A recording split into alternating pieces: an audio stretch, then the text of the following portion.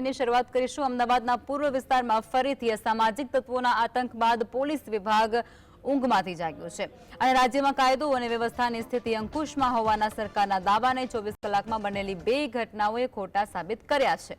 ગાંધીનગરથી આદેશ છૂટ્યા બાદ રાજ્યના પોલીસ વડા વિકાસ સહાયે તમામ પોલીસ કમિશનર, રેન્જ વડા અને પોલીસ અધિક્ષક સાથે વિડીયો કોન્ફરન્સના માધ્યમથી તાકીદની બેઠક યોજી હતી અને જેમાં આગામી 100 કલાકની અંદર રાજ્યના પ્રત્યેક પોલીસ વારંવાર શરીર સંબંધી ગુનાઓમાં સંડોવાયેલા વ્યક્તિઓ, ખંડણી ઉઘરાવતા વ્યક્તિઓ, ધાક અને ધમકી આપવાના ગુનાઓમાં સંડોવાયેલા વ્યક્તિઓ,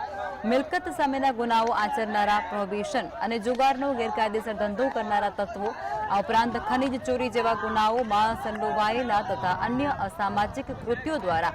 જનતામાં ભય ફેલાવનારા તત્વોને આ યાદીમાં સામેલ કરવા માટે આદેશ છે।